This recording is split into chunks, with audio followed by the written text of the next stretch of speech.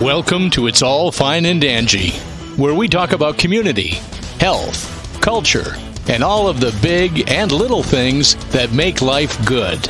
Here are your hosts, Dan and Angie.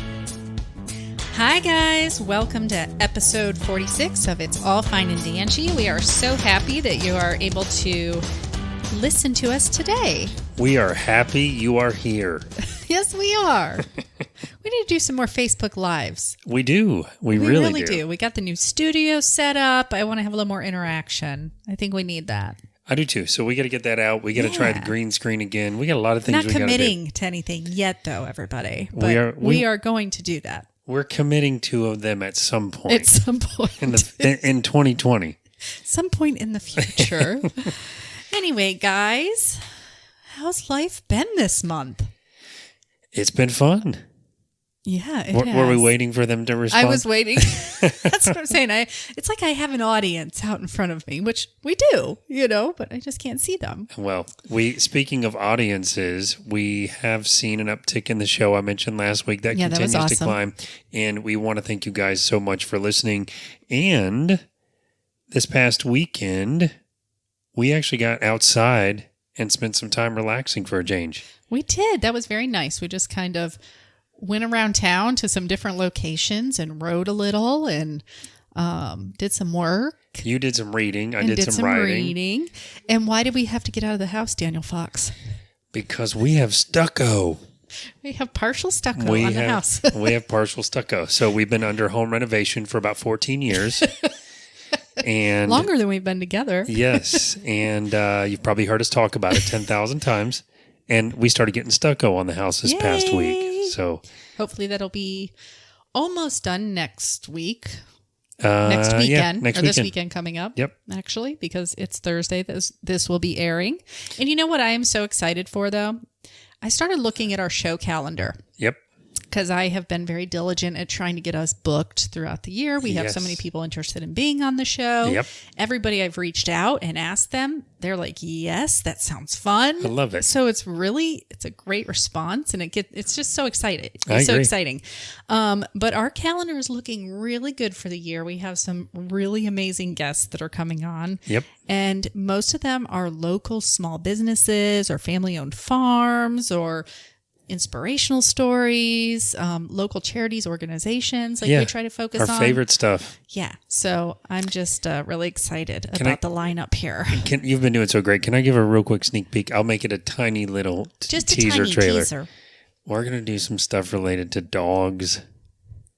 Yes, we are. I'm really excited about that. So I sent Dan this picture the other day because somebody posted on Facebook of a dog that needs a home. Yes. And I was in love with that dog. Me too. I don't know what to do, though, because we can't have a dog yet. Yeah, and this particular dog, the reason the owners are getting rid of it is they live in an apartment building, and this dog is very energetic and needs a fenced-in yard. And part Jack Russell. Yeah, but that's okay. The right fit will come when it is time, because we want to be able to give that animal whatever it needs and all of our attention. And that's what we want to do. Indeed. And is that indeed again? And we don't even have that fenced-in yard yet ourselves. So it'd be the same dilemma, but it was torture. That dog was so cute. Oh, my gosh. He is going to find an amazing home. I just know it. I am very excited about the dog episodes. I know you are. Just going to leave it at that. Yeah. There's going to be dog and rescue type stuff. Oh, you're giving wild animals more of it away? Yeah, then. a little bit. All right. A little bit. It entices people. They're like, ooh. Yeah. So it's all true. And I did want to mention, though, before I forget, because I did forget in the last episode, the Apopka High School is looking for mentors. That is something that has been in the news several times.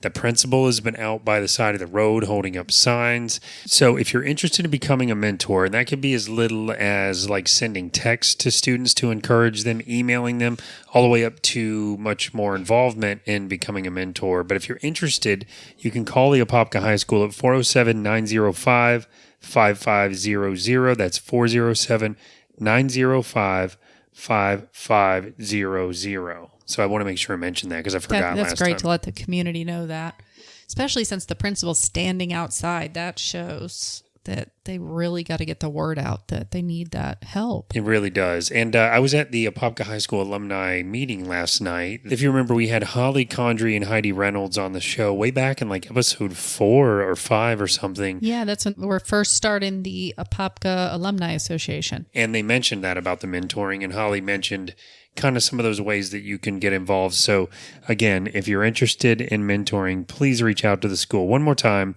that is... It was 407-905-5500. That sounds like a Hollywood number or something. What was the number they always used in movies? 555. Speaking of school, did you like history? Did you pay a lot of attention in history? I didn't, but I am enjoying that show. That's what I was going to talk about. Yeah. We started this new show because it just intrigued me, right? What's it called? What's that show called? So it's called America, the Story of Us. That's right. And it really walks through the history of how the United States came to be. It does. And I'm learning stuff. Me too. Why can't they just show this in school? You know what? I thought about this when we were amazing. watching it. This, to me, kind of reminds me of the stuff they did show in school. This seems a little more exciting and interesting. But we got to remember, age plays a part in that, because sometimes I'll catch myself watching shows that I am positive I had seen when I was younger, and they put me to sleep. We never watched shows in history, though. They never rolled in the TV. And books. Oh, see, even back in my day, they rolled in the TV on a little cart sometimes, turned all the lights down, and made us watch films about history or science or whatever. No, we didn't get much of that where I was at. Anyway, if you guys get a chance, I think it's on Apple TV.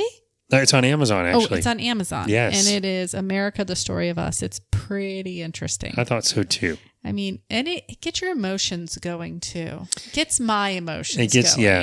I mean, it's interesting to me. I think, I'm sure every country has some sordid past. There's some moments they point out that are remarkable and brave and courageous and commendable, and there's other sort of quote evolutions that we've made that were pretty horrible. Yeah. I don't even know if I would call them evolutions, but I guess the way that we got the country to what it became was done through some great means and some not so great means. There was good and bad, that is for sure. So, but anyway, super interesting. Yeah. And that's it. That is it. That's it for this and that. This and that. So, guys, we have a really good interview today with Mr. Andrew Reyes from Camp Gladiator. That's right. He's coming up next.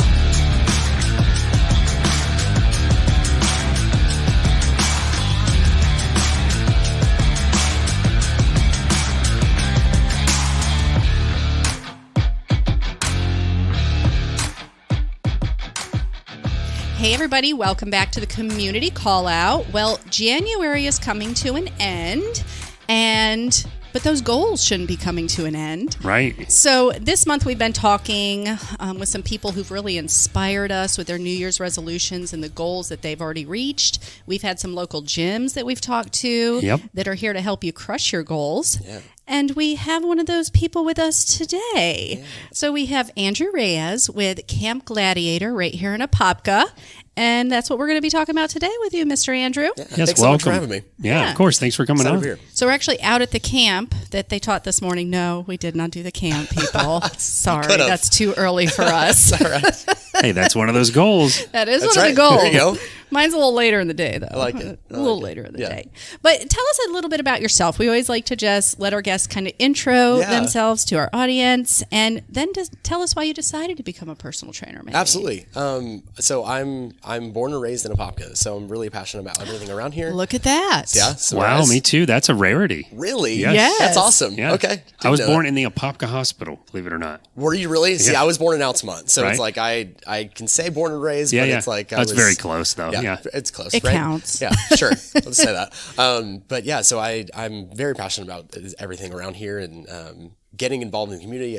I am so connected into it where even at my high school, it's like, were you this person's brother? Yes. Yeah, that was me. And then and then it was even better and even deeper because I was a band geek, so I was on the drum line for 3 years, and then nice. On my senior year, I was actually the drum major.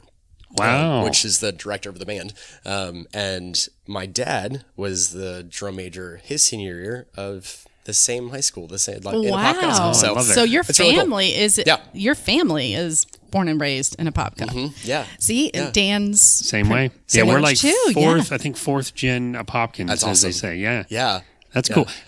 Fun fact here. I play regular drums, or did for years, not like in a band, but what you guys do in the band, that's the very technical, learning all the rudiments and the patterns. And that's very impressive. It's funny that you say that too, because I play on the praise team at my church, and it's one of those, like, I have such a technical background and teaching, and I took AP music theory in high school and just very deep into the teaching. And what we do on the praise team is very like, do the thing that sounds like this. Yeah. And it's like, that's not how you say it exactly. So you're getting very technical. I get very technical. That's where my music background comes out. It's like, no, it's okay. As long as it sounds good, right? I will tell you though, in my ear and listening, and as a drummer, those drummers that did like band and the technical drumming are the best drummers in a band, because you can do so many complex things.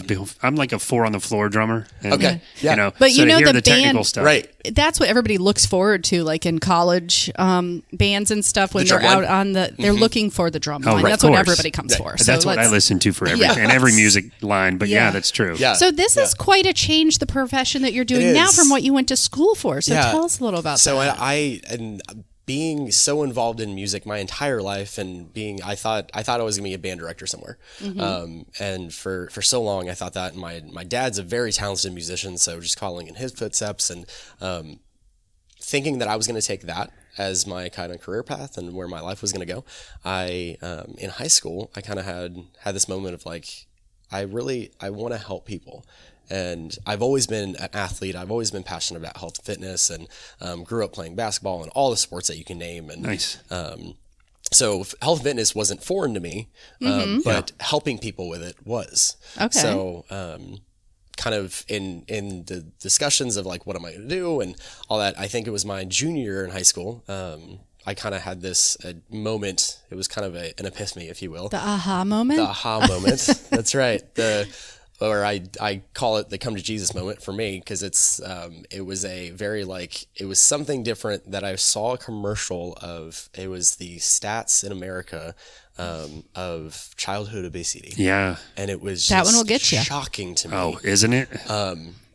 And what's interesting is that with that commercial, it wasn't go help children. It's go help their parents set the good example. To teach the children. And that's one of the things, I know we'll get into it here in a little bit, but that's one of the things I love about CG is that we always welcome kids. One of the first things that people tell us when we ask them to sign up, or when they're curious about our workouts, it's, I have kids at this time. Can the kids come?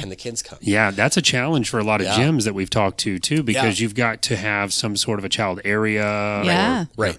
Yeah. And my first response is, of course they can come. Yeah. We love having kids out there, because we're such a positive community anyway, that you won't ever walk on one of our workouts and hear music that's nasty for the kids. Or, and what I say to a parent that is curious about their kids is like, first of all, you have your biggest motivation that you're working out next to. Right. So that makes you move even harder. Of course. Second of all, you're setting such a good example for them. Yes. That they need to see you out there. They need to see you doing it. So that's why I kind of took that approach. And I started in high school. I kind of was just helping family and friends with it.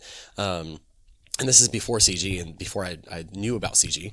And so I would meet up at the Fields of Fame right here in Apopka, the Northwest Rec, and would just help a couple family, friends, like I said. And with that, it kind of grew and grew and grew to where it's like, I want to help more people. I want to have a bigger reach. Sure. If that makes sense. So that's when you could tell it was really your passion, right? Yeah. Yeah. And that's where it really hit me. Well, so I was going to ask, you're leading up to it, but when did you become a trainer with Camp Gladiator, and what drew you to Camp Gladiator? So it's I'm glad you asked, because I was actually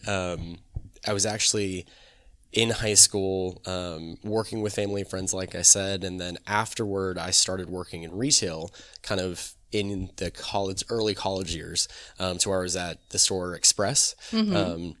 I was in this Altamont, first of all, and it was in the Seminole Town Center I was transferred over to, and I was working as a manager for about a little over 3 years, and so I was very like, I love helping family and friends with their fitness. This is awesome. I want to reach a bigger community and bigger reach, and especially in Apopka. And then I did retail, and it was like, and then you're stuck. This is right. And I'm like, this that's is a hard gig too, especially if it's not your passion. Do you know how much I love holidays now that I'm not in retail? You do not like it. Oh my gosh, it's So it was like I knew what I wanted to do, and then I wasn't doing it. And so I kind of had, like I said earlier, just that kind of come to Jesus moment, because I was hit with it very hard. Right. Fun little story. I'll try to do it quickly, but like I said, I was the manager at the time at the Seminole Town Center.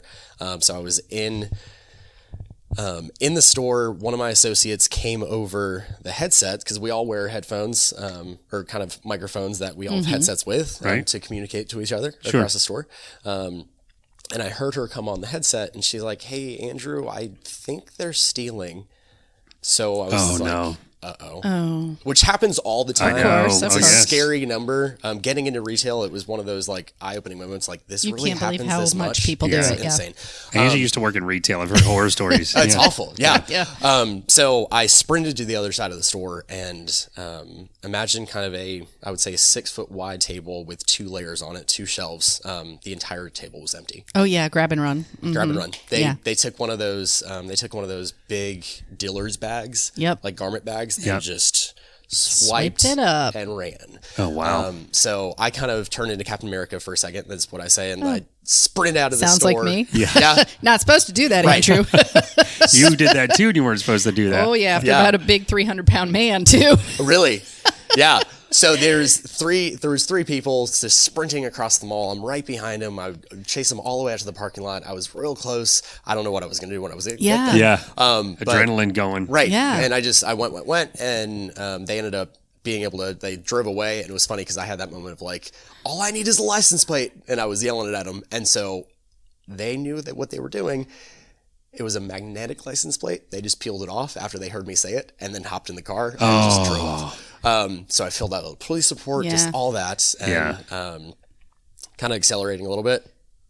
Angie, you said you were in retail. You know you're not supposed to do that. The next day I walk in and sit down at my manager's office, which she was rarely in the store at that point, and she's like, "You are not able to do that. You're not allowed to do that. We have to let you go." Yeah. Isn't that crazy? They have to let you go because you tried to save them from getting robbed. But so I understand the black and white rule. I completely. do too. Yeah. It's for safety, I'm sure. It's for safety, absolutely. And it's one of those, you're not allowed to cross. They said the reason for termination was you cross the lease line. Yeah. As a key holder, as the manager, you left the store. I left the store with the keys. Yes. Yeah. So that, and I understand it completely. Yeah. But you have a sense of justice, like I do. I'm like, no, this is not going to happen on my watch. Yeah, exactly. And what are you going to do when you get there? Some people are violent. You know what I mean? So we put ourselves in danger when we do that. And absolutely. I can say for myself as a manager in my profession, I would feel almost worse reporting up to my boss to say, I had to let him go with the stuff. Right. You know, so I get it. Oh, yeah. It was when you report it, you're not, like if you report it and you did run after somebody, you got to leave that part out. If nobody was there to witness. Yeah, he was police report deep and all though. Yeah. Oh, wow. Yeah. It was about $3,000 worth of clothes. Wow. And I thought I was doing what was right. Sure. So kind of walking out of the store after my manager had let me go, it was like I felt like God was saying, this is your moment. Yeah. This is your chance to do what I called you to do. Right. Because like I said, I was loving it, doing family and friends and helping them with their personal fitness. And then I did retail, and I was doing nothing what I was called to do. And then now it's like, all right, this is your moment. This is your chance. So, was searching, applied for all these gyms. I was like, you know what, if I want to do this for real and have a greater reach, then I will, I'll get certified. So I started my certification process, and I then found Camp Gladiator, and then kind of the description, because like I said, I applied to so many gyms. The description of Camp Gladiator just kind of drew me. Yeah. It was the kind of the thing that drew me there was they called it a fitness movement. I like that. Which really drew me in of like, what does that mean? Yeah. Because like I said, I wanted to have a greater reach with my fitness impact. So, so I applied there, and I think a few days later, a trainer actually out of Austin, Texas, which is where our headquarters are based out of, he called me and kind of did an interview with me and said, we would love to get you out to a workout just to see if it's a great fit for you, if you could see yourself doing that one day. I went out to my first workout. Where was your first workout? It was actually in Lake Eola, in Orlando. So I showed up dark and early. It was one of those, I had no idea where I was going. Yeah. Just want to be sure you were not late, right? Exactly. Yeah. Right. Especially if because I didn't know the process at the time. Yeah. So like, is the person that called me going to be there? Like, am I going to be in an interview process? Is it going to be like, what is it? And little did I know, it's like, it's not corporate America. Yeah. No, what we do. It's very casual. Hey, if you want to be a personal trainer with us, show up to a workout, see what it's like. Yeah. It's very casual. So I showed up. I loved my first workout. I wasn't even home yet, and I was already sore. Nice. It was awesome. Yeah. So it just immediately drew me in. And so from there, I kept going to workouts, and there's a process with becoming a trainer with us. We're going to ask that, like, kind of what's entailed with that, like, cause and that's part of it. So you kind of start with going to a certain amount of workouts that we ask you to go to, just because if you've never seen a Camp Gladiator workout before, if you're going to step in as a trainer role, we're going to ask you to kind of just know the product, make sure it's a good fit. After one workout really doesn't tell you everything about CG. So go to multiple, see what it's like, just fall in love with the product. And if that doesn't happen after your workouts, then it's probably not for you, for a good fit, to be a trainer. And then after that, it's kind of going into a marketing side of it, because what we do is a two-sided coin of, yes, you have to be a great trainer, but at the same time, you also have to know the product enough to be able to sell it, to get people out to the workouts. Sure. And you have to believe in it enough to sell absolutely. it. Right. Yeah, absolutely. So and you have to get out in your community and let people know you're there. Yeah, so it's the second part of kind of what we call the affiliate process, is going to certain marketing events and making a certain amount of sales, and kind of knowing, like you said, it's just knowing and believing the product enough to be able to sell it. Because once you become a trainer yourself, if you can't sell the product, you're not going to get anywhere, unfortunately. Yeah. So doesn't matter how good of a trainer you are. Yeah, exactly. Yeah. And we've talked with a few gyms, different types, right? And just like you went to those camps to see if you wanted to be a trainer there, you fell in love with it. So do the people that are coming to try the camps out. Yes. Everybody has to find that fit for them. Right. You know, that like one girl that we had that was like an inspirational story. She said, I just fell in love. Yeah. I've done lots of workouts in my whole life. I've been to gyms. I've done this. I fell in love. Yeah. And that's what you have to do. And that's what you have to do. All the trainers I've ever met with Camp Gladiator, they love what they do. Yeah. They are passionate about it. It is. I mean, and that's one of my favorite parts, is just the passion that we have.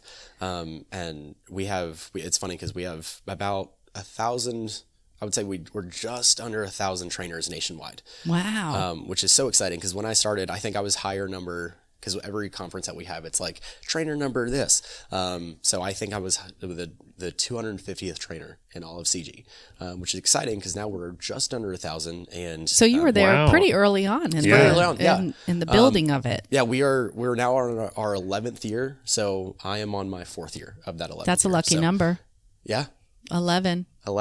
11/11. Is it your birthday 11/11? Yeah, you were married on 11/11. I was married on 11/11. Oh, that's why it's there it is. That's a lucky number. It is. I'm telling you. That's right. So it's interesting, because we have, like I said, almost 1,000 trainers nationwide that are spread out, that just have our mission statement written on their hearts. That's they wake up every morning just excited because of our mission statement. And if you ask anybody that works in corporate America, and not to be specific with a company or the general population, but a lot of people don't know their mission statement of who they work for. Yeah.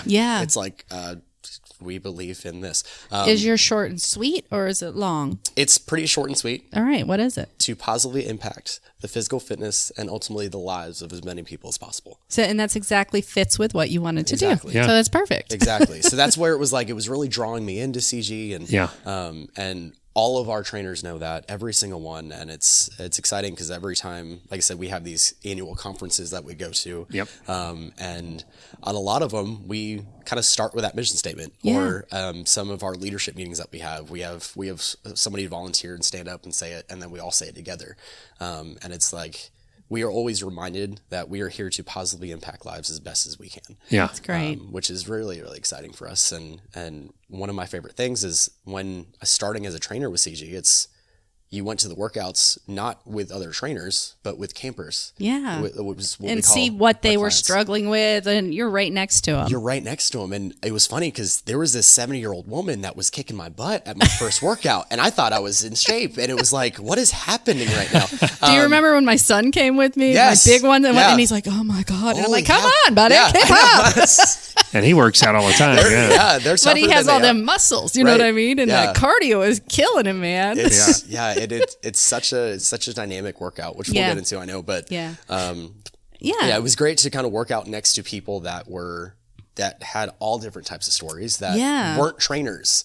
In going through the process, I'm like, all right, this is going to be a group interview. Like, I'm going to a workout. There's going to be multiple trainers there, but it was a 70-year-old woman. There was a 20-year-old. There was like everybody in between. Nice. And it was just. That's great. That is great. Cool thing. Yeah. So I remember your very first camp. Yeah. Tell us how your camps have grown from that very first camp till now. So to start, we have another trainer of ours in the room, but Hi, Ashley. She has added a location in the city. So she signed on with us last year. So 2019, January 2019 was her first official camp. So she's adding a trainer, has definitely helped that growth. But since then, I remember my very first workout, October of 2015, at 5:30 in the morning. I was like, okay, I'm set up. My table's out there. I'm ready to go. And after seeing my first workout at Lake Eola, there was like 20, 30 people there. So I'm like, okay, I'm ready. Show up, and about 5 minutes later, when I was there, it was my mom pulled up. And it was like, okay, awesome. Got my mom. She's here supporting. Oh, yeah. Never mind. I wasn't at that very first workout because that was at 5:30 in the morning, but I was there that day. No, you were there that same day. Yeah. But my very first workout that I ran, it was my mom. And then my wife had been there with me, which I'm so impressed with because she's not a morning person. Yeah. But she's like, just in case you have like 30 people, I want to be at the table to help them sign in. Oh, make yeah. sure they know what they're doing. Sure. That's great support system. I know where this is going. Yeah. Right? Yeah. And so she helped my mom sign in, and that was it. Yeah. It was awesome. So we went through a great workout. Still did the workout, though, didn't you? Went through a great workout. And just fast forward 4.5 years now, and we had, just this morning, in this parking lot, we had 45 people out there. Amazing. Wow. On a Saturday. And on a Saturday, right? At 8 a.m. It's crazy. Is it like word of mouth, really? Is that just... There's a lot of word of mouth involved. There is. And it's a lot of just Facebook branding and social media in general. But what kind of makes us unique is our community. So all of them want to talk about it. Yeah. All of them. It's like, it's not referral based, if in a sense, but it's like, hey, Angie, you have to try this workout that I'm doing right now. And then all of a sudden it's like, if I bring Angie, she knows 3 people that are dying for that program. And then it kind of extends that way. Yeah. So I was going to ask, did you see like a slow and steady growth, or like a spurt for all? It was slow and steady only because I was starting in Apopka and no one knew about it. Right. In Orlando, it was a little easier to grow only because it's like, oh, Camp Gladiator, I think I've seen those workouts. So if you're a new trainer in a bigger city, of course, that has been there, Camp Gladiator's been there for a while. Everybody knows the brand. Everybody knows about it. Yeah. You can't wear the color red in Texas without being like, CG, what? Yeah. It's amazing. Yeah. Because we started in DFW, Texas, and now there's, if you pull up our map, they're pretty saturated there. Of people, just doing Camp Gladiator. Mm-hmm. And it's funny when you're in the airport or when you're at Disney, some of my favorite moments at Disney, it's like, that's a Camp Gladiator shirt. So I would like run up to him without being creepy. And that's great. You do that though. Yeah. And because it's our community, that's just like, it's a very recognized brand. Absolutely. Yeah. And it's like, where do you train? Like, who's your trainer? I'm one of the trainers in Orlando. And they're like, oh, I'm from Tampa, or I'm from Raleigh. And I'm like just saying all these things. And it's just awesome. That's awesome. It's it very cool to see. Automatically gives you something in common. Yes. Right. You know? Right. And it's cool that it's a nationwide brand that, like I said, all of our trainers are believing the same thing. It's believing in the same things, that you're not getting a certain style of workout that's kind of different here, and you go to Shreveport and all of a sudden they have a different style workout. It's not like or that. DFW or Waco. It's very... Yeah, so that would be one of the questions that I would have about where do you get your workouts from? Mm-hmm. Since you are a certified personal trainer, do you come up with the workouts on your own? Does corporate give you a guide? How does that work? We all kind of create the workouts on our own. But what's great is that because we're all business partners, we all share in our workout sharing. So we actually have a specific website, and that's on a link to that website. It's kind of, the website is like our version of like trainers Google. So anything you need to know as a trainer, it's on that. Oh, nice. We call it the field guide, because as trainers, we're in the field. So that's our guide for the field. So that's kind of our unique way of saying it. But in that field guide, there's a workout share that if you need an endurance style workout, someone will upload their workout like, hey, I ran this endurance style workout today. It was awesome. Here's everything you need to know about it if you want to share it. If you want to steal it, if you want to do it. And I know so there's no keeping things to yourself. You guys are a community and you're sharing it. That's wonderful. And as business partners, we're never competing against one another. Yep. I know that's a tough thing in the fitness community, and that's what I didn't want to do. It's like, if I became a personal trainer, am I competing with this gym that's down the road? Yes. And so Camp Gladiator kind of allows trainers to always be working together, and that's one of the things that's great about our workout share, is that it's like, I ran this great workout, but I don't want anybody to know about it. No, it's never like that. Right. I love that. Yeah. And like Dan and I always say, there's enough success in this world for everybody. Yeah. Right? So partnering up with somebody is not going to hurt you at all. It's going to help everybody. It's going to help everybody in the long run. And also, I would think, you talk about this sort of being your calling. You feel like it would make me kind of feel like with everyone sort of helping each other like that, because in my mind it would be, is this about really helping people to work out, or is it about me trying to beat the other trainers? Right. So I love that it's communal like that. Yeah. It's about really helping each other and then helping all the people that are doing that. And making that mission statement come true. Mm-hmm. Yeah. And like you said, Angie, it's like every trainer you've met, it's that you automatically see that passion. You automatically feel it because it's real. It's genuine. We want to be here for the impact of lives, not just because we're competing or we're making good money. Yeah. Or we're going to run this great workout that we're just going to kill somebody. Yeah. Right? It's that passion that we are genuinely here to try to impact your life, whatever that looks like for us. And to help each other build your businesses too, because your camps are your businesses. Right. Yeah. So you guys are very good about mentoring almost, right? So Ashley's building camps. Andrew's going to be at some of those camps or some of those events she's possibly doing. You can see, I know Chris has been to some of your events where you've sat up He's another trainer. Yeah. Yeah. And so you guys are very supportive of each other when it comes to that. You want to see their success. Yeah, absolutely. So to me, that's one of the ways, I guess, it seems like Camp Gladiator stands out. Another thing you guys do is something called the Camp Gladiator Games. Yeah, CG Games. Yeah, what is that? Yeah. Can you tell us what that is? Absolutely. So Dan doesn't know much about it. So okay, yeah, no, it's something I'm very passionate about. I'm actually the what they call the directly responsible individual, so the DRI of CG Games in Orlando, and it's. So CG Games in a nutshell is this something new that you've taken on? Yes, because Chris used to be as of last year, and he moved. And then after he moved, he handed it down to me. Look at that! That's great. So it's exciting, and so something I'm very passionate about. In a nutshell, it is what our campers train for. If you think about it, in a running group, the runners will then say, "Hey, let's all sign up for this 5K." Here, they work out with us 5 days a week. 6 days a week if you come on Saturday. And after that, it's like, hey, CG Games is coming up. Like, let's actually apply what we've been doing at camp at CG Games. So it's kind of our nationwide competition, and I put competition lightly just because you're not competing against anybody but yourself. Yeah. Right. You do go on a leaderboard in a sense. Like if you sign up for a race, you can see at the end of it, hey, I in my age class, in my division, I ranked this number, but you're not competing against anybody but yourself. But it's your own time and stuff like that. Right. Absolutely. Mm-hmm. Just like a runner does. They're kind of up against, I did this one 13 minutes, 10 seconds. Yeah, right. So it's the easiest way that I can kind of compare the two.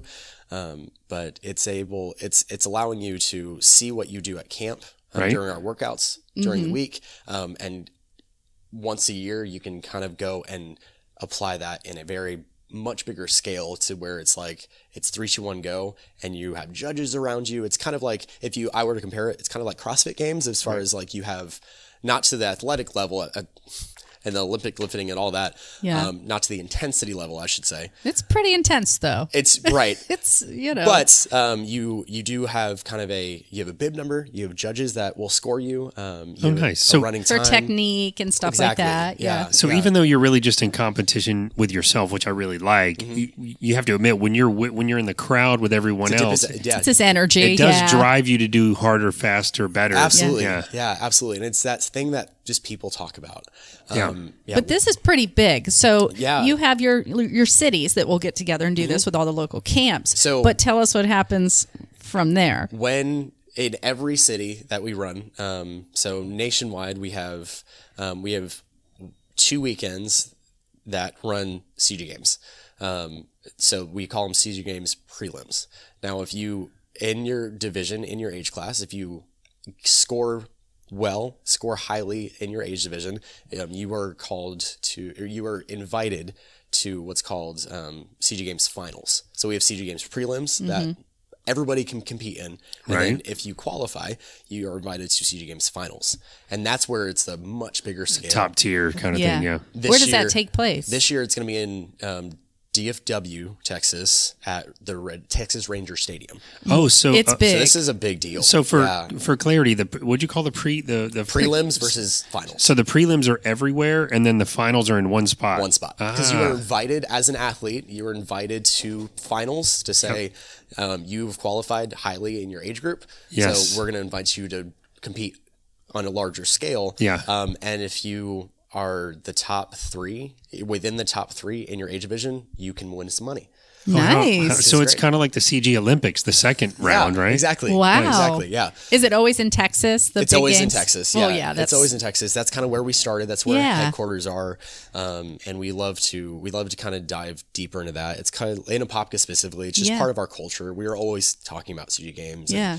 And, how many people have you had that have gone to finals? Yeah. Every year we have a couple. We have a few, which is really exciting for us because if you think about showing progress. Yeah, you're showing progress. You're getting people that are really like, because people think it's really easy to think like we're just CG Apopka.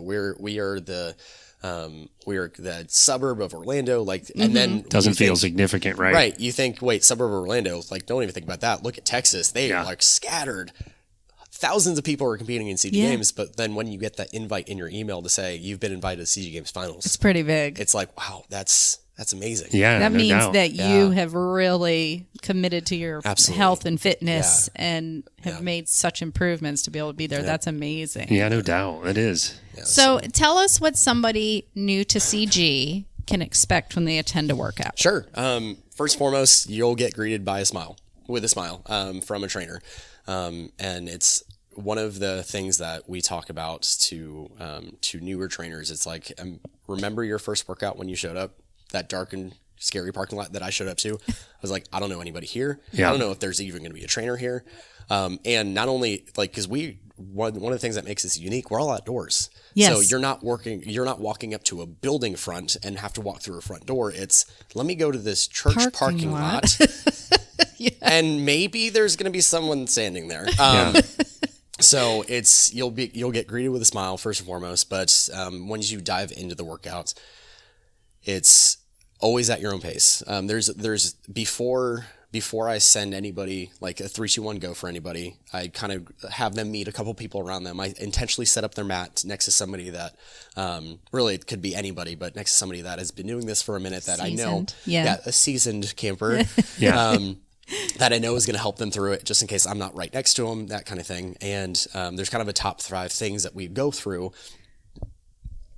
and allow them to see, like, first and foremost, everything's at your own pace, no matter what. Yeah. So if you feel like you need to take a break, take one. If you feel like you're keeping somebody back, you're not. It's at your own pace, no matter what. All of our trainers are certified. So if you need any modifications, if there's anything that we should know about, if you have ailments in your joints or you've had this surgery recently, like let us know so we can modify it. Right. Get you a still good workout, but we can dial it back just a little bit. That's hugely important. I we've talk talked about that a lot. Yeah. Yeah, I've got like lower back damage, and working out, it's imperative to have someone that knows the anatomy of the body and right. And for sometimes for some of us that don't know the workouts in general, anywhere really, if there's not some kind of help like that, we will either hurt ourselves or we won't do anything because we feel it hurting and we'll just stand there. So that's nice that you can modify it. Yeah, like because especially when people get that kind of health inspiration, what's the immediate instinct to sign up for a gym? Yes, right. Sign up for some type of program, and if they go all in, right, everything you have 0 to 60. Cold turkey, everything. Popular this month, probably. Yes. Absolutely, yeah. And we've been seeing that a lot. And the great thing is that you can know confidently that when you show up to a Camp Gladiator workout, we are here to make the workouts safe, challenging, but fun at the same time. They are fun. So first and foremost, we're going to make it safe for you because you have that confidence in a certified trainer. Even though it's in a group setting, we are looking at these movements that we make sure that you're doing it safely, you're executing it correctly, and making sure that yes, you're still getting a good workout in, but you're not overexerting yourself to where it's like you're gonna cause an injury. So it's So if somebody wanted to give a camp a try, can they come out for free to try a camp? Yes. Like when do you normally host those? Like so right now they actually launched it for 2020. You can go on the website and just sign up for 1 week free. Oh, a week. Oh, wow. At any moment, at any time. So sometimes you need a little more time than just one day. So you can attend Monday through Saturday completely free. So, and good news is you can kind of go on there and say like, I want to attend like this week. So you can sign up, like if you sign up today, you can show up on Monday, and that Monday through Saturday will be entirely free just to make sure it's a good fit before you commit to it. We want you to I don't want you to say like, I'm all in, I'm everything. I'm going to sign up without even seeing a workout. Of course. Which I understand. I completely understand, like when you have the trainers, and it's different when you're like at a marketing event and we have a table set up and you're talking to a trainer and it's saying like, this is what we believe in, this is what we do. I'm confident that you're going to like this. You can get sign up there. Better breakdown there. Right. Than Then if you do it at home. Sure. And our website has a lot of really good information on it, but doing it is different though. Doing it is different. Absolutely. So there's always the 1 week free that's on there. That's awesome. What's really great too is that there's camps everywhere. Yeah. So if you're not in the town that you live in and you want to do a workout, you can find Absolutely. You can find a Camp Gladiator. So if you're traveling camp. That's right. That's awesome. You're not restricted to just anywhere. Andrew's camp. Yeah, anywhere, anytime. Yeah, Ashley actually told me a couple weeks ago she had somebody from Tampa that was just traveling from Tampa. She was in town. She wanted to get a workout in. I've seen, it's funny, now that you mentioned that, Angie, I've seen that in my business travels where we're in another city and the people that are dedicated to working out, they don't know what to do. They'll go for a run in the morning or something just so they have some kind of workout. So that's awesome. You can actually go find your camp in another city and still do the same sort of routine or at least the same time frame that you normally do. Right. Yeah. So you guys have something cool that you do to track progress. Do you have an app? There's a Camp Gladiator app, but there's kind of an extension to that of CG Fit is what we call it. So okay, Camp CG Fit. Yeah. Which is kind of a twist off of Total Transformation, which is what you've done in the past. And so as far as if they aren't participating in CG Fit, there's always a way to track your progress through check-ins, through your referrals. You just pull up your profile. You're able to check in right on there from your phone, as long as you're in the parking lot, not driving by. No cheating. Yeah, no cheating, no cheating. And what's great is that because we are such a community out there, we always love to shout out like, hey, Dan is at 48 check-ins. He's got 2 more away from 50 hours of CG workouts. Yeah. And everybody just rallies around Dan and gets excited for There's him. that support system. Yeah. It's so they important. do, and they always post always post. Always post. Somebody just had 1,000 check-ins. Wow. Yeah. Isn't that amazing? That is amazing. 1,000 hours of CG workouts. And it's just, and what I love is that when people celebrate a milestone, they're like, I have not stuck with anything for this long. when you break it down, 1,000 hours of working out is wild. Like, who would ever do that unless you're being paid for it? Right. So there's something unique about it. Like you said earlier, just you fall in love with it. And so they can always track their progress on there. And trainers have access to that as well. So make sure that that's great to know that you guys have access to that so you can kind of see where they are. Because if someone is really close to a milestone, we'll shoot them a text. It's like, Dan, you're so close. Like, get over here. Yeah, get there. And then CG Fit is kind of an extended version of, like I said, total transformation, to where it's like if they want to dive a little bit deeper into tracking their progress, we have what's called the in-body machine, which is getting more and more common. But we have 3 machines specifically here in Orlando. They're nationwide with Camp Gladiator, but it's the same machine that the Navy SEALs use, Major League Baseball uses. Oh, wow. So we get very deep into kind of what your body composition looks like. So it's kind of a scan. It's a machine that you stand on, you hold the knobs with it, you have to take your shoes off so it can really feel it. And it will get as deep as kind of your right arm compared to your left arm. It shows you where you hold your muscle, your weight. Exactly. It's really interesting. So what this machine does is tell you, like you said, it's it'll break down your body weight.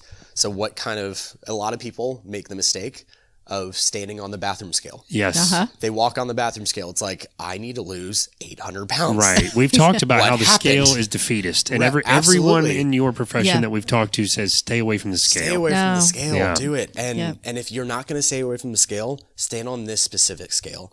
Stand on this in-body machine. That's going to tell you what type of weight you're holding.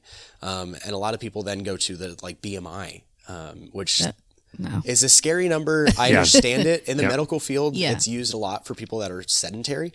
But for people that want to not be sedentary, it's going to tell you that you're, like, my personal one, it tells me that I'm obese. Yeah, mine too. My BMI, because it has no idea how much muscle I'm holding. Right? Sure. So this in-body machine will break down your body weight. It's going to tell you your muscle mass. It's going to tell you your body fat percentage. Like I said, it compares your right arm compared to your left arm. Like, are you carrying your weight on one side? Which, if you're shifting and favoring one side, you're prone to an injury on the other side. Sure. Yeah. So you got to strengthen that other side. Exactly. I don't even talk about the science behind that because I don't understand how it does it, amazing. But it's pretty cool. Yeah, it's amazing. Well, I'll tell you what tells me, though, is this seems to be a common theme in this, in working out and staying healthy, that if you don't understand the results of something, like if you don't understand what the weight really means when you're on the scale, information you don't understand can be sort of a discouragement for you. So, well, and it can be detrimental to you too, because if you're 160 pounds, but you are mostly muscle, and you say, I need to take 20 pounds off, you're going to lose that muscle. Yes. And people don't understand that. And that's what's great about this machine, too, because it'll tell you kind of recommendations for your height, age, and gender. Let's give you a recommendation to put you in an ideal range for your height, age, and gender. Right. So it's going to tell you. It's very detailed. Yeah, it's very detailed. It gets in there and says, like, your BMR, which is your basic metabolic rate, which... just that, the science behind that just means the amount of calories that you burn at complete rest in a 24-hour window. So if you are in a coma for one day, for 24 hours, your body automatically burns a certain amount of calories. And a lot of people just think, I need to undereat, that way I can lose weight. But what happens there is that you're not feeding your body, you're not feeding your muscles to where you start to lose muscle mass. The bathroom scale may be dropping, but the type of weight that you're losing is not healthy. So and the funny thing is with basal is that I've never seen anybody What is basal? Oh, the BMR. Sorry. I've never seen anybody under like 1,100 for their calories at rest. Amazing. Yeah. So that just shows you when you got somebody eating like 800 calories, it's like you're not even giving your body what it needs to survive. And there's, there's so many programs out there, and there's opportunities with everything. Nothing's ever going to be perfect with nutrition, but with this machine, kind of when we give you your BMR, it's like, look, obviously you're up and moving today. You're not in a coma. So your body's burning these calories. How are you feeding it? So with your BMR, with CG Fit, we kind of dive into your nutrition a little bit more. And that's 80% of it. Absolutely. Right? Yeah, absolutely. So can we switch gears back just for a minute to talk about that support system? Because I think the support system and getting encouragement by others is a huge part of staying healthy. Absolutely. And I think that's what keeps most people from quitting, because maybe you are starting to feel defeated because you're not losing what you expected or seeing the results you expected. And I think the knowledge of a good personal trainer like yourself helps, but so does the support system between, all the people that are coming, from yourself.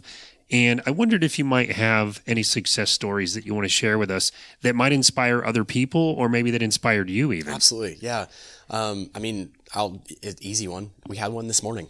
Okay. At our workout at 8 a.m. We are currently in what's called Strength and Agility Week. Right. So in our 5-week cycle, we have 4 different focuses on what we do during our cycle. So last week was endurance. This week is strength and agility. Next week it will be interval training. And then the following week, our week 4 is peak. So it's also known as metabolic conditioning. It's kind of all 4 weeks wrapped into one. Okay. And then the 5th week is it's a modified schedule slightly that you'll see any of those 4 weeks on one day. So, or not on the single day, but like if you come on Monday, you may see an endurance workout. If you come on Tuesday, you may see an interval workout. Oh, I see. Kind of thing. Yeah. So the entire week is a specific focus. This morning, it is Strength and Agility Week. We are doing very specific, like agility-specific movements that involves ladders, hurdles, hops. That's the one with like weird movements, right? Yes. Like functional. Yeah, it's very functional. Like bending down to pick something up to, have the proper way to bend. With agility movements, a lot of people kind of go back to their sports days of like, oh my gosh, I played soccer and all I did was ladders. All I did was rings. All I did was side shuffles, right? Because a lot of people think like, if they go to a gym or if they're just a runner, it's a lot of forward and backward motion, right? Yeah. We need to add in, for your hip's sake, side to side, that lateral motion. Let's talk about hips right now. Yeah, right. So you see a lot of lateral movements out there, and with this morning we have a woman that has been coming to us, and we talk about that passion for CG. You talk about that love for CG. This is her in a nutshell. Like you think CG and it's like that passion, that fun, that positivity, that smile that you're. She's who you think of. She's who you think of. Absolutely. And she has struggled with this week specifically because lateral movements are a challenge for her. Hopping is a challenge for her. So it's always been like, we always kind of rally next to her. It's like, just modify it this way, but you're gonna get better. Every time we modify, it's not just change this movement because you can't do it. We hate the word can't. Ashley and I will tell you, like, never say can't on our field. Sure. It's just not right now, or this is a challenge for me, right? So this was a challenge for her, this individual, that this week was just always a challenge for her. It was hard for her to hop over hurdles. It was so then if it's not a 6-inch hurdle, we give her a disc cone that's about 2-3 inches off the ground. Hop that. Once your muscles get used to that, once your body gets used to that, click it up. You'll see it. Yeah. This morning we had hurdle hops. She was at our workout, and we used cones for the hurdles. The cones were, I'm going to verify with Ashley, 8 inches. You think 6 to 8? So at least 6 inches. Yep. And hurdle hops were involved. She achieved a hurdle hop, both feet taking off the ground, both feet landing at the same time, and she was fired up. Wow, like, that's awesome. Wow. She's been coming to us, gosh, it's been months and months and months that she's been coming, and that consistency, that persistence of, I'm not going to stop, I'm not going to say can't, because when she first started Strength and Agility Week, she couldn't even hop over a small cone, right? Yeah. Let alone a 6-inch cone. Yeah. And this morning she was able to take off on both feet, land on both feet, and for her, that just, I went up to her after, was like, I heard what you did, because I unfortunately didn't see it. I wish I had. Yeah. But I'm like, I heard what she did, and she just lost it. She just started crying. She's like, I can't even talk about it. This is such an amazing thing for me. Oh, that's great. And just those success stories happen all the time. Oh, I bet. Look, well, you can tell it happens. That would be just. I'm tearing up thinking about it. Yeah, I know. Just the thing that you think it's so simple. You know what I mean? Like, jump over the thing. Exactly. But it's not that simple to everybody. Yeah, that's pretty amazing. It's somebody's story that you just have no idea, and something challenging that. Yeah, what were her struggles? Has she had surgery? Like what? Yeah. You know, exactly. Yeah. What got her to the position where she couldn't do that, and now she can. Oh and gosh. With you can tell that must happen a lot, because for you to pull one from like this morning, yeah. Right? They happen all the time. Yeah, that's happen awesome. all the time. Yeah, and it's funny because you say that because this week, when that individual hit 1,000 workouts, 1,000 check-ins, somebody told me, they're like, I'm going to get there. That's another inspiration. Yeah. I'm going to get there. I like, that is so cool to see that he can do that 1,000 times. Like I can get there. But you post it all the time. I mean, you've got people that are up there in the check-ins. I mean, it's pretty amazing. That support system is huge. So talking about that success and, that team building. Yep. You guys do some things outside of camp to help keep your team strong. Can you tell us a little bit about what you guys do? So it's kind of a two-sided coin on that. It's we kind of build that culture through all of our campers, and then on the other side is we also have our trainers that want to make sure that we're always on the same page, and it's not always talking about Camp Gladiator for us. It's like, let's go have fun, let's have a fun day, and then that way we are like refreshed, we're all on the same page, we're kind of team building together as a unit, and then we're back for our campers. So on the camper side of it, we have what's called socials. So CG socials, we'll go hang out, we'll go to a local business, we'll go try something new, we'll go rock climbing, we'll do something active. Like there's so many things that we can do. Our last one was our Christmas party. So there's a lot of different things that we do with our campers, and that's at least once a camp.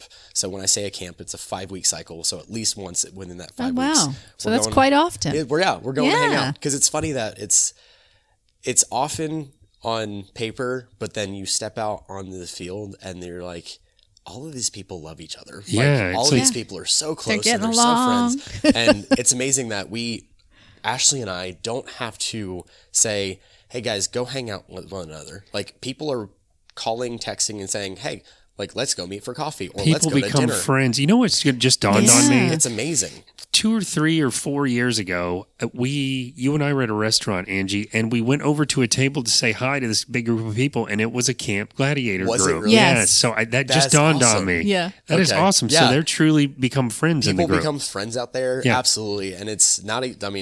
We've not had it yet. I mean, we will have it, I'm sure, one day. But like marriages have come out of this. Oh, it does. I don't doubt it. Dan has been to a social. We went to a social at Chili's with Camp Gladiator. We did, yes. Yes. Yeah. That right. was my very first social. Yeah. Yep, we did. Chili's, very nice. In Apopka. All right. So that's our kind of our camper side of our socials, but our trainer side, we call them trainer trips, and we'll just do something fun and just hang out. And like I said, it doesn't always have to be our most recent trainer trip. We didn't talk about Camp Gladiator once. Yeah, it was great, just because we're all just talked about your life outside. And we just had fun that day, and it was a great thing to do, just us. Can you tell us a little bit about the goals that you've set for yourself personally for 2020, and maybe some of the goals you've set for your business for 2020? Yeah, I'd love to. So personally, I think the first one is just kind of get back to my athletic self, and I say that only because I'm still athletic because I have to be. I'm a personal trainer. Sure, of course. That's all the time. That's my life. And I work out all the time, but recently, over the last 6 months, I've been dealing with an injury. So that's relatable. So absolutely, yeah. So I had 2 herniated discs that just put me out. It's crazy relatable. Yeah. Yeah? Yes, There I you have go. the same. And the funny thing is, his was more from having a sitting job for so many years. Mm-hmm. Yeah. Yeah, which we can do a whole nother interview. Oh, yeah, on that. we could. Of course. But yeah, so I had 2 herniated discs, and as an athlete, I was like miserable because I couldn't move. Oh, there was drive you crazy. There was a day that I came home from a workout after teaching, and I couldn't get out of my truck. Yes, because I couldn't even turn. It was awful. So where are they at? Lower, upper, lower. Yeah, which is I think the normal. Yeah, spot. 5 and 4. That's where mine are. Yeah. Mm-hmm. So it was really, really hard, and I was just put out. I was put down. I was really discouraged, and that's the part that'll make it worse. I think What's good though is I knowing what I preach on the field all the time. Is use each other, be positive. Always we have countless moments during our workouts is, guys, stop what you're doing, tell the person next to you how great they're doing, keep going. So knowing that, Ashley was one of the very few people that knew about my injury. I didn't want to share it with campers because I didn't want them to immediately think my trainer is injured, so I don't know how we're going to do this workout. Right. So So not that I was keeping it from anybody, but just being very intentional with who I told. That makes absolute sense. I don't think it's dishonest because you don't want to give them the false impression that it's not going to be valuable anymore. Right. Yeah. And I mean, because I went to physical therapy for a little bit, and one of the questions they asked me, like, knowing what I do, how are you working? How are you running moving? Yes. But I was going for several weeks, and and I was also following a program on Instagram that's their idea of fixing everything about your body, not just going to physical therapy and working on this one specific part. So I went ahead and sign up for the program that they were offering on the Instagram feed that I saw the account. Do you remember the name of that? It's Move You.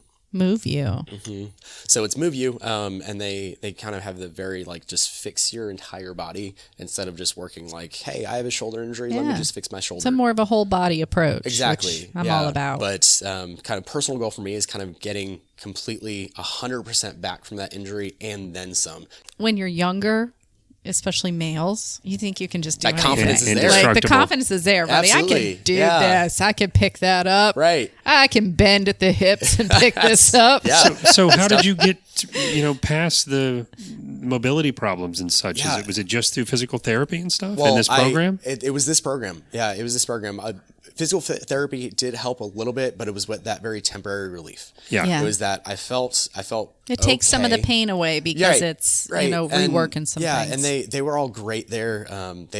They knew my story, they knew my name, they were excellent at what they do, but it wasn't what I needed. Right. So I went a little bit deeper and I found them, and I had been following them for a little bit, but I was like, I talked to my wife. It's like, I think this is something that we need to sign up for and just to see. So I did that program, and I'm currently in it. It's one of those. It's either a year long or you sign up for lifetime kind of thing. Oh wow! Cool. So it's not just here's 4 weeks just to try it. No, it's like a year, and you start from scratch. It's like going to a chiropractor. Exactly. Yeah. It's lifelong to keep your body. So that has helped a lot. And then so that's kind of personally getting back 100%, because I would say right now I'm about 95. I'm so close. I'm almost there. And you're looking at it for like 105%. Yes, so. Exactly. Exactly. 10% more to go. Because it's things like CG Games that I would love to do really well at. I would love to, because if I'm still fighting that injury, I can only perform at about a 70% of my max, right? So in that scenario, in that setting. So I would love to give it my all for CG Games, do really well, that kind of thing, and have that thing to just be training for. Cool. And triathlon possibly, and so kind of expand. Real go-getter. Yeah, expand my physical fitness a little bit.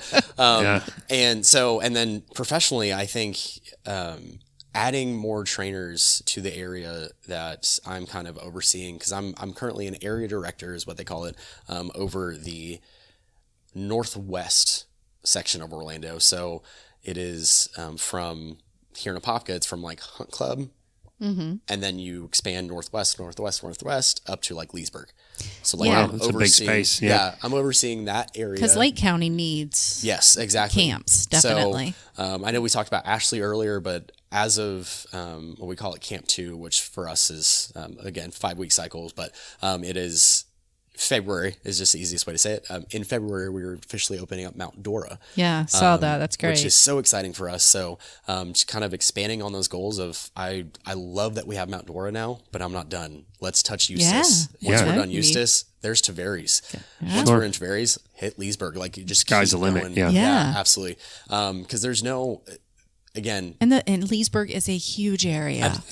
Absolutely. So it's really exciting, because going back to where we started from the first question, I'm born and raised in Apopka. I'm born and raised in this community. Yeah. I want to see it grow. So as professional on paper as that goal is for me, that's also personal. Because when I sit down and oversee like what I have done from my first workout with my mom to what I'm about to do and what I have done, it's just really exciting. It's such a God thing that he's been working, but it's like, it's really exciting to see, like, I can now say I have full confidence in Ashley as a trainer. I have full confidence in Krista, which is our trainer that's opening up Mount Dora. And Krista is already talking about somebody that she may know that lives in Eustis that wants to be a trainer. That's amazing. So it's growing. It's that expanding as many, going back to that mission statement that we talked about. Positively impacting as many lives as possible. We can't do that if we're just comfortable in with Apopka. Apopka. Right. That's right. And so never get comfortable. And that's kind of my go, push as best as I can. That's great. Yeah. I think anytime you have a professional or business goal that you're passionate about, that you're truly passionate about, it also is a personal goal. Absolutely. You can't, the line is too blurry. Yeah, it is. So speaking of community, sure. Are there any organizations that you like to give of your time, resources to, either just here locally that maybe you'd like to mention some things that you've been involved in? Yeah. So with our amazing community, we have, obviously, these are real people that have real lives and real families. Mm-hmm. And what's great about us is that we really dig into those lives. It's not just somebody that you see, like a trainer that you see maybe twice a week, maybe 3 times a week, or, like our guy that just hit 1,000 like 4 times a day. Yeah. So we see these people all the time. We really dig into your lives. It's not just a touch and go for us. So it's kind of finding out what's going on in their lives. And a lot of them, like I said, most of them have families, they have kiddos that are in these schools that we'd love to dig into that.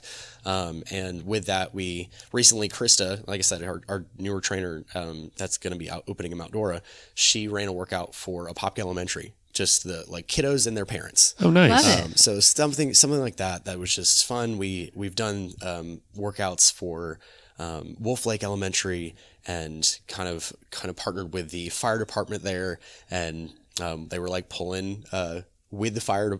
There were kids that were doing tug of war with the fire department and with firefighters behind their back, and just things like that's that. That's like twofold there. That's showing them respect for the the firefighters, and then you just guys are there. Excited, And so this is something you guys give free of your all the time to. Yeah, that's and wonderful. It's all the time, and it's something that having an impact on the kids, a positive impact when it comes to health and wellness. I love it. And Camp Gladiator is not specifically for children, but their parents seeing like, oh my gosh, like this is something that people care about. This CG actually cares. Yeah. And it's something that they're not just a brick and mortar that's running a workout and they'll never talk to me again. Right. Get in, get out. Yeah. Right. It's something that I see them everywhere. And that's one of the things that I'm really excited for. Cause like I said earlier, it was harder to start up in Apopka. I didn't have an exponential growth only because no one knew about it. So my mission was to make sure if you are in Publix and you see a CG shirt, it's like, I know what that is. Yeah. Or I tell people I'm a trainer with Camp Gladiator. They're like, are you that group that works out in the parking lot? It's starting to be recognizable. It's recognizable. Yeah. Yes. So you got your big flag out there. So when the parents come up to us at these schools, it's like, I think I've seen you guys. What do you do? What is this? Right. I'm as much fun as your kid just had, this is actually for you, but bring them out. Yeah. Which That's is a great, so fun. great networking opportunity. And then going on the total opposite spectrum of the kiddos, we've partnered with the Zellwood Community Center, and have done a seniors workout with them. Love it. Yeah, it was we had a lot of fun with them. We talked about a little bit of nutrition with them. Obviously, we're not registered dietitians, so we couldn't go too deep into it for legal reasons. But we did kind of a very short, here's what macros are, and then we did a chair workout with the I love it. The seniors modifications. That were there. Absolutely, and that was so fun for us because it wasn't like we were modifying what we usually do. We weren't preaching or teaching something else that we don't teach out here, but it was just we were tailoring it for seniors. Yeah. It's you guys can do this too. In your house. That's right. You don't even have to, if they're limited as far as where they can go. Yeah. That's amazing. That's great. But we love to see that you're involved with really making that impact. We try to be as much as we can. We had a community cleanup day several weeks ago that it's hey, after one of our workouts, we're just going to go clean up the community. Love so it. We all had trash bags and gloves on, and it was fun. So that's awesome. Great. Yeah, and I think it also helps build relationships between people because then you've got that common interest in making the community better. It's awesome. Right. Well, thank you so much for sitting with us today after your morning of workouts. No, it's fun. Yeah, it's fun. This is great. We appreciate it, and we would love to just help support you in any way that we can. Thank you. Thanks so much for having me. Of course. Welcome. All right, guys, we're going to take a quick break. And as always, we'll be right back with our information station. So hang tight. Hey, everyone. We have a very special event coming up for babies in need. The 5th annual Heroes for Babies event, called Boots and Bling, will be held on Saturday, February 15th from 6 to 10 p.m. at the Seminole Harley-Davidson in Sanford. All proceeds raised at this event will help to honor local heroes who have made a difference in a baby's life and will also help to benefit the Baby Place Fund. This fund was established to help care for families and babies who may have a financial or material need. This unique and relaxed fundraising event includes an awesome display of seminal Harley-Davidson motorcycles, signature cocktails, fabulous food, and live music from the talented acoustic duo Atlantic Alibi. There is also still time to become a sponsor or donate items for the auction that will help raise even more funds. For more information about becoming a sponsor, donating auction items, or purchasing tickets for this event, go to www.heroes4babies.com. Once again, that's www.heroes4babies.com.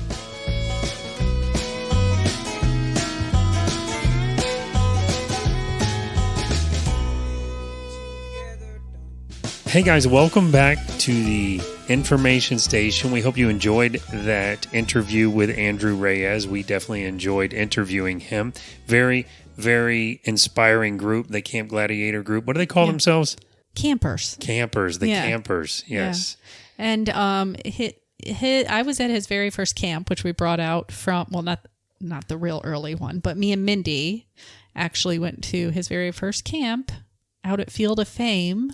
And then he had to switch it to other location. But yeah, they're all over the place. So when you see those crazy people out there at 5 o'clock in the morning, jumping up and down. They're doing it. They're doing it. They are motivated, and they are, they're kicking butt on their New Year's resolutions to be healthier and get some movement and exercise and so forth. And as we talked with Andrew, we talked about how I was never there at one of those early camps. And I thought that would be the perfect thing to do a little research on. About working out early in the morning. What are the pros? What are the cons to it? Yes, because some people like to work out in the morning and some people like to work out in the evening. Yeah, well, I found some really interesting stuff. There was a study done on the circadian rhythm. Circadian, I never say it right. I always say circadian. It feels like it needs to have an M at the end. Sorry. What's circadian rhythm? No, circadian. You're going to make me say it wrong. Circadian rhythm. Yes, that sounds like a pop group from the 80s. The natural cycle of, like, most people think of it when you talk about sleeping, when the body naturally goes to sleep. I would have thought that for that. And wakes. But this study brought out that strength and flexibility are actually at their peak in the late afternoon. Oh, wow. Interesting, right? And also how hard you perceive your exertion is at its lowest. Yeah. So I thought that was really interesting, and it kind of makes sense because your body needs time to warm up during the day. Well, does your metabolism? I read this one time that your metabolism runs faster throughout the day if you work out in the morning. Well, it can jumpstart it. Yes, definitely. So can eating a meal in the morning. Anything to then I'm great. Yeah, and then you're fine. But part of that study was that your body, your temperature actually increases during the day. The blood flow gets to those different areas. So that makes sense that, your flexibility would be a little better because everything's kind of warmed up. Yeah. Right. So I thought that was super interesting. That is interesting. Yep. And it also brought out that people tend to perform better later in the day, especially at high intensity workouts like those ones that Camp Gladiator offers. Those are high intensity workouts. That is fascinating. I never would have guessed that because at about 3 o'clock in the afternoon, most people either need a coffee or a nap that are in an office environment. Well, this is good news for me when I get back into the swing of things after surgery because my workout time is like anywhere between like 11 and 1. Like that's the time I feel like you're optimized for that. I don't know if it's because the sun's out and I want to go out. I don't know what it is, but it could be because of this. Yeah, it could be. Yeah. Well, that's awesome. But just like we talk about eating different ways and what's good for you, you got to listen to your body, right? If you know that it's best for you to get up and do it in the morning, get up and do it in the morning. Yeah. As long as you're getting exercise each and every day, that's all that really counts. That's exactly right. And just like Karen showed us through an example, Karen Smith, who was on our last episode, some things work for some people that don't work for others. Yeah. And, some of the reasons why most people do work out early is number one, because they need to get it out of the way. That's when they have the time. Yeah, right? Before work, before of course. anything, because they know that by the end of the day, they're not going to go and do it. That's right. And just a couple things that it can help to do throughout the day too is if you work out in the morning, it can help you make healthier choices throughout the day because it's on your mind. That you put the work in. Don't mess it up now. You don't want to mess it up, right? It can actually improve the quality of your sleep, which I would say or working out any time of day can help with that. It actually can help lower your blood pressure, and it can make a positive impact on your mood throughout the day because you had those natural endorphins that you've released, right? Yep. And it can help you be more optimistic and less prone to be affected by stress and anxiety. So that was some really interesting stuff. So there's pros to both things, right? Like working out later in the day and working out in the morning. So I thought that was cool. That is very cool. Well, speaking of working out, and I think all this kind of ties in well to this month, as well as our interview with Andrew. So whether you work out in the mornings or the evenings, this I thought was interesting, not just because it's Apple, but because this is something that a lot of people have been needing when they're working out in the gym. Apple has recently unveiled what they refer to as their incentive program for gym-going Apple Watch users. It's called Apple Watch Connected, and it allows users to earn real-life rewards at 4 gym chains right now by reaching certain fitness goals. Now, they're expanding that to more gym chains, but it's weird saying gym chains, but what I mean is like those big chains, gyms that everyone knows.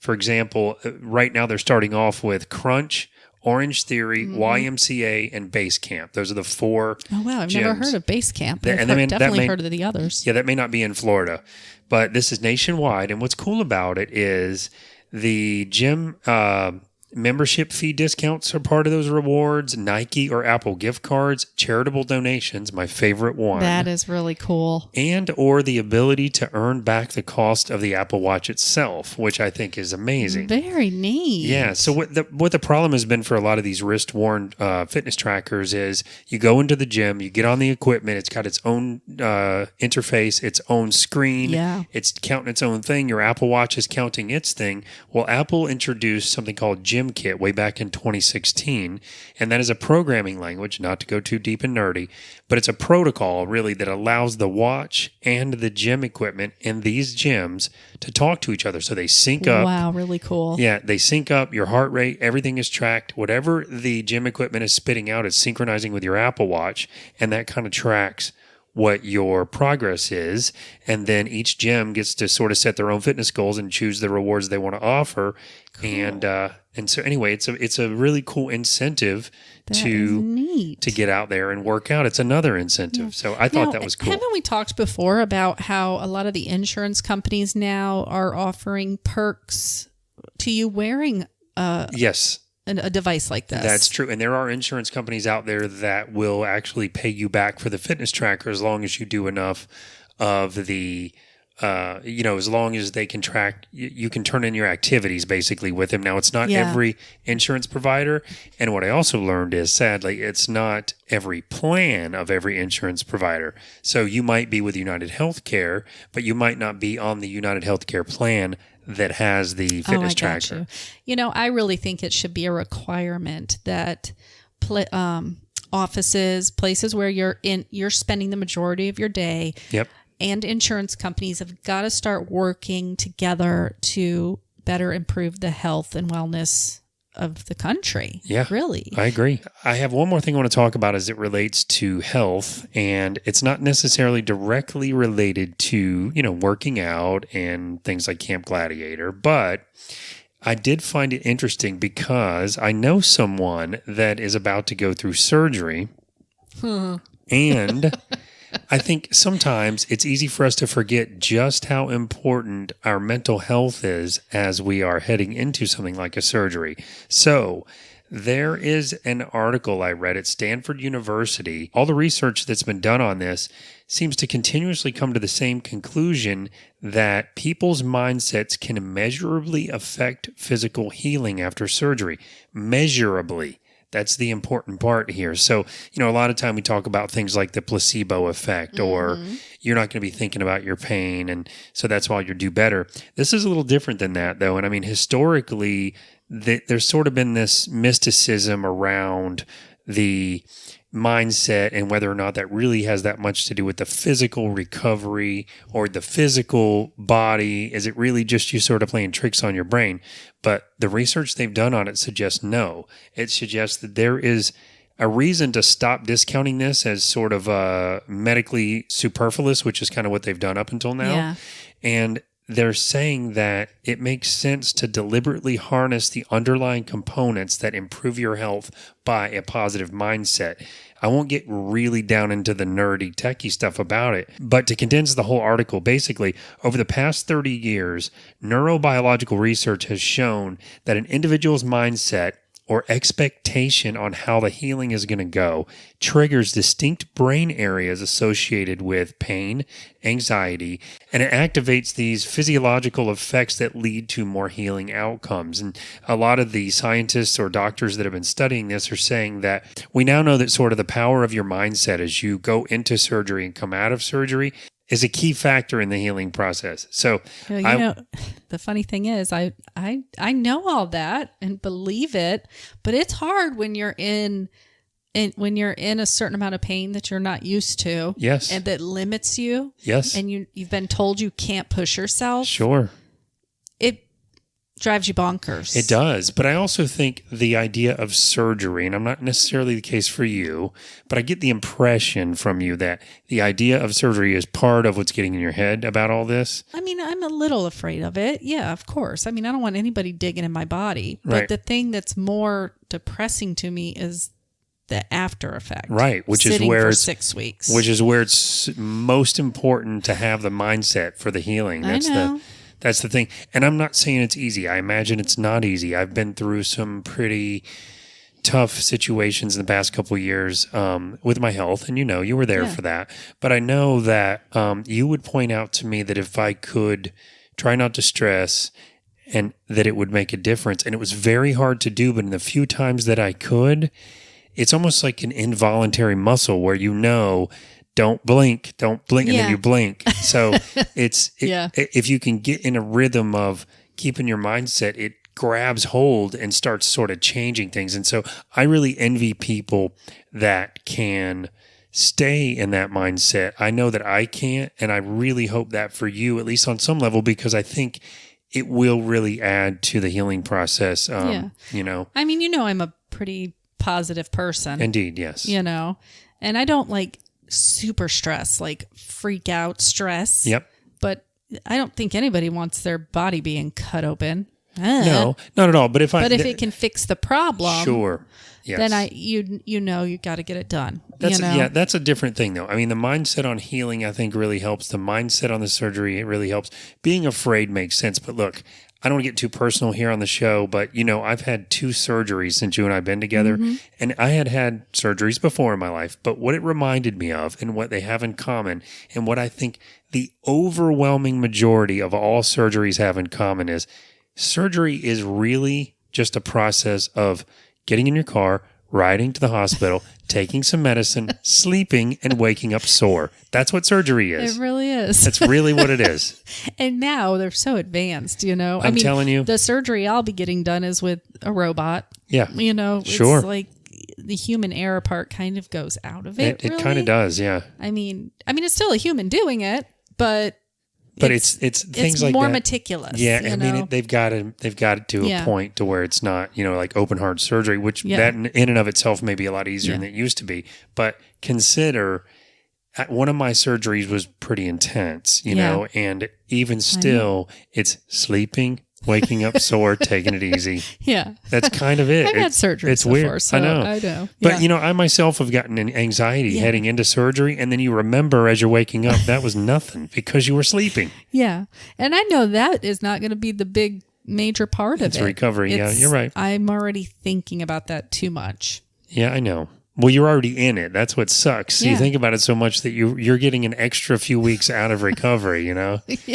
Anyway, I wanted to mention that because I thought it was interesting. I wanted to remind you. It is interesting. I wanted the audience to know because you never know who's going through what. But and there's definitely that mind-body connection. Surely. It's like if you have a headache and you keep telling yourself, my head hurts, my head hurts, my head hurts. It tends to hurt 10 times worse than if you just go lay down, don't talk, don't think, and just chill out for a bit. That's right. And it's like, if, anything. You stub your toe and you keep screaming, it hurts. It's just like the blood keeps pumping to it. That's true.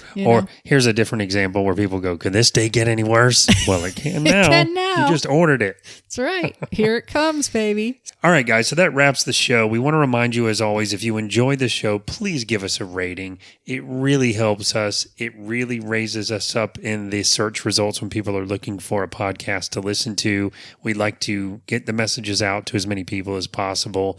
If you enjoyed the show so much that you want to hear us again, then please subscribe to the show. Yeah. And did I say give us a rating or a review?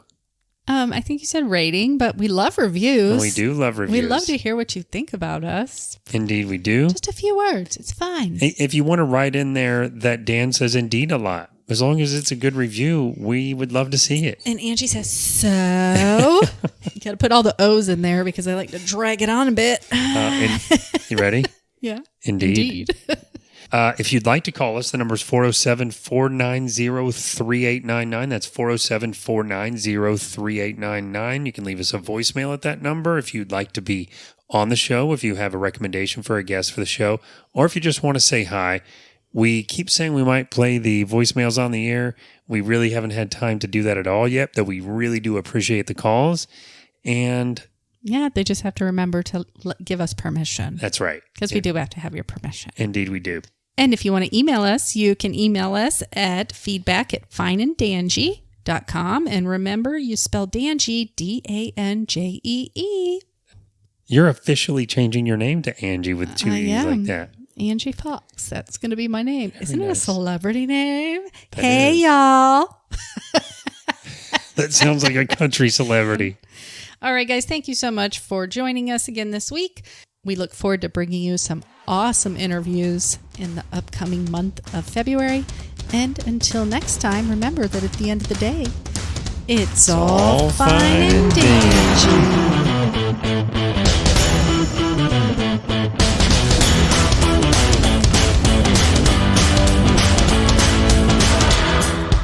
There was also, start over. So we started this new ship. If you'd like to email us, the number's feedback.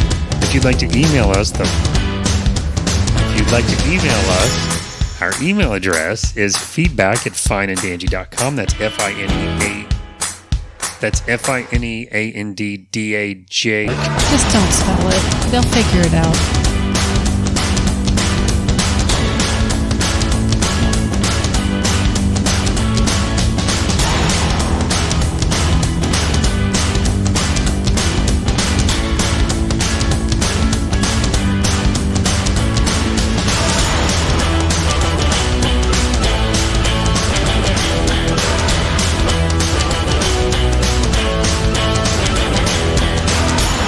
Ourselves. Can you tell us a little bit about your own? We said it again. Tongue-tied. Okay.